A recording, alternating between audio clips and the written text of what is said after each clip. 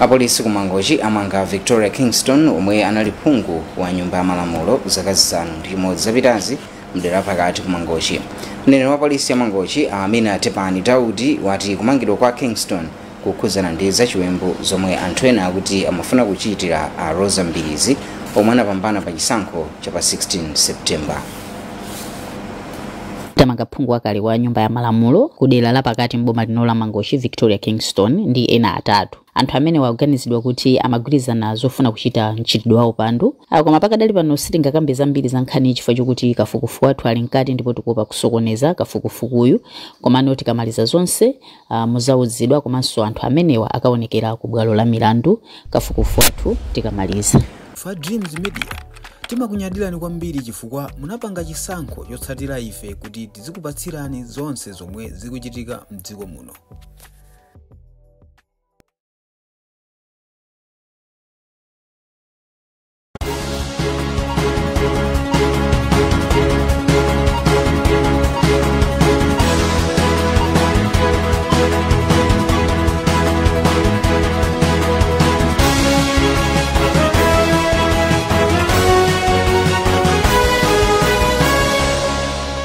Mafuna bwino kana kubala onse ndi nthawi ya nkhani ndipo kupatsirani ndine chansemlo zopanda mitu yake. Zatsimikizika kuti Amalawi 18 afa pa ngozi ya basi yomwe yachitika la Mulungu ku South Africa. Amayi mdziko lino awalimbikitsa kuti asamaziyang'anire pansi pomwe dziko lino likumbukira tsiku la anakubala lero. Phungu wakale ku Mangochi a Victoria Kingston awamanga poganizira kukonza upo pa Rosa Mbilizi. Ndipo mzamasewero amumpikisano wa TNM Super League abwereranso masanano. Tsopano tupatsireni nkhani zimwatsaranetsirane. Office ya President ndi nduna OPC yatsimikiza kuti nzika za dziko lino 18 zafa pa ngozi ya basi yomwe yachitika la Mulungu usiku mdera la Limpopo ku South Africa. Mkati omwe asayinira ndi mlembi wa boma a Justin Saidi, OPC yati President Peter Mutharika ndi mkazi wake Gertrude Mutharika adzadzidwa ndi chisoni kamba ka zomwe zachitika ndipo akupepesa onse omwe ataya chibale pa ngoziyo. Anthu 43 ndi wafa pa ngozi ya basi yomwe imachokera ku South Africa kubwera kuno ku Malawi kudzera ku Zimbabwe itanyamula anthu oposera 90 ambiri mwa iwo nzika za dziko lino ndi la Zimbabwe. John Pokayona ali nkhani yonse.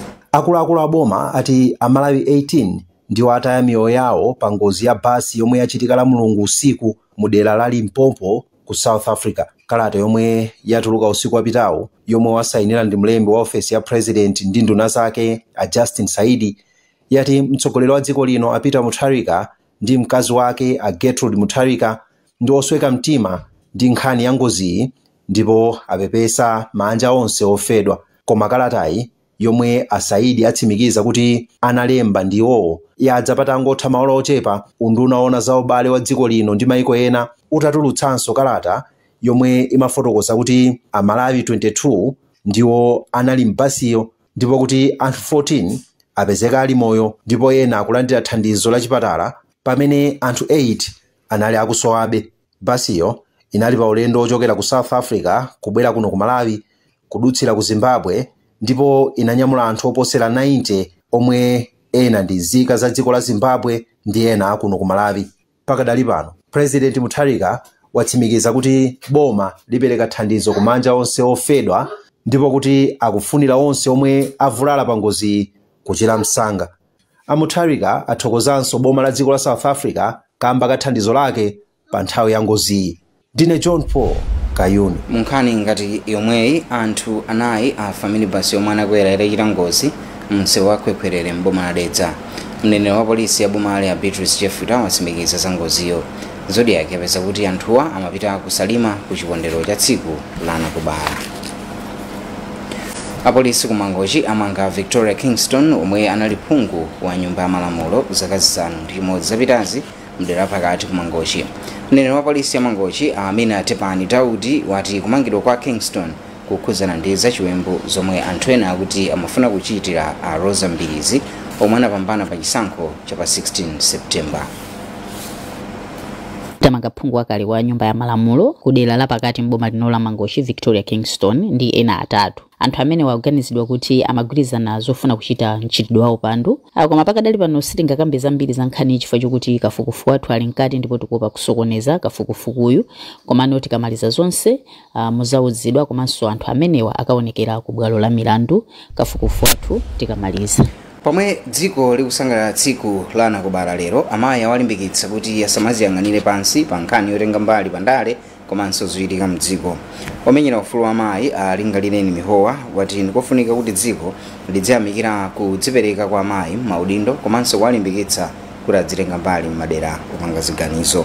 Ndipo mkulu wa bungwe la Women's Legal Resources Center Amagi Kathewera Banda wati ngakhale pali zambiri zomwe zikuchitika patukula amayi, pali zambiri zomwe zikuyenera kuunikidwa kuphatikiza nkhani za nkhanza komanso kuthetsa maukwati ana.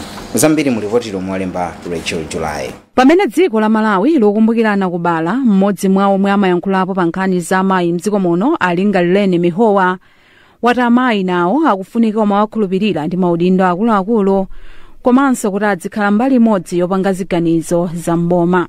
Iwo ati mmene amayi anatulukira pa zisankho zomwe zinalipo mdziko muno zinaonetsera kudzipereka kwa amayiwa maudindo osiyanasiyana. Kumbukira ndi kusangalalira tsiku la anakubala kuno ku Malawi Mother's Day, ndichofunika kuti tinyadirenso ufulu wa amayi kuti pandale wakwera kwambiri andi zimenezi zikuonetsedwa mu zisankho zimene zachitikazi kuti panali azimayi ambiri amene anatengapo gawo wani kukavota ngati anthu amene alembetsedwa ngati mavoters komanso anthu amene anatuluka kwambiri anali azimayi. Ndipo mkulu wa bungwe la Women's Legal Resources Center Amagi Kathewera Banda wati ngakhale pali zambiri zomwe zikuchitika potukula amayi mu nkhani zosiyanasiyana, pali zambiri zomwe zikufunika kukonza monga kuthetsa maukwati ana achichepere komanso kuthetsa nkhanza kwa amayi.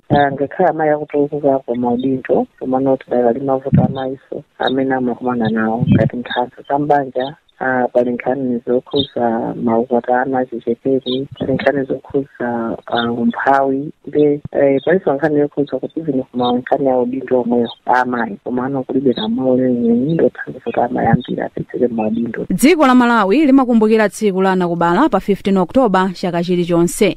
Malo mwa Zodiac kuno ku Lilongwe ndine Rachel July. Tikadali pa nkhani za amayi, bungwe la maloya la Chizimayi Women Lawyers Association lati pamwezi limalandira milandu yokuza nkhanza 25 yomwe odandaula makamaka amayi akumafuna thandizo ku koti.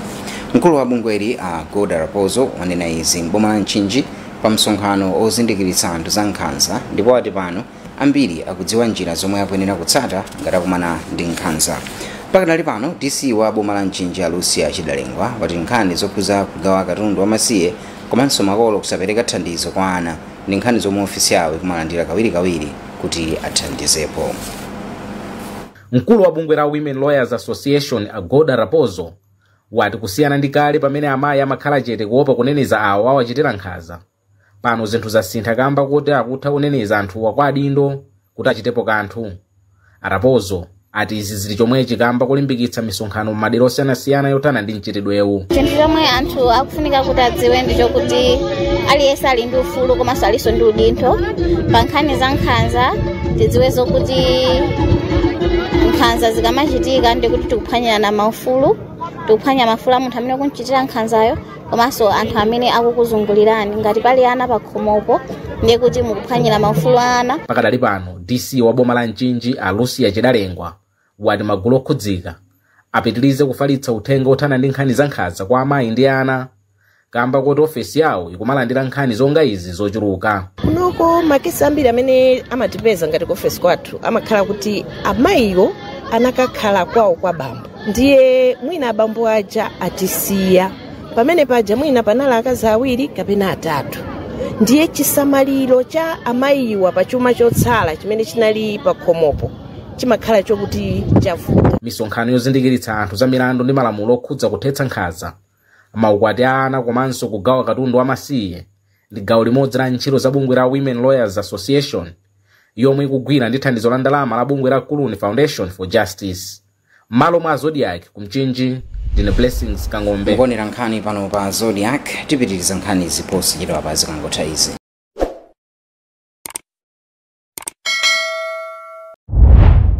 tikuyamikeni komanso kuthokozani popanga chisankho chokhala pamenepa kumvetsera komanso kuonera zomwe takubweretserani.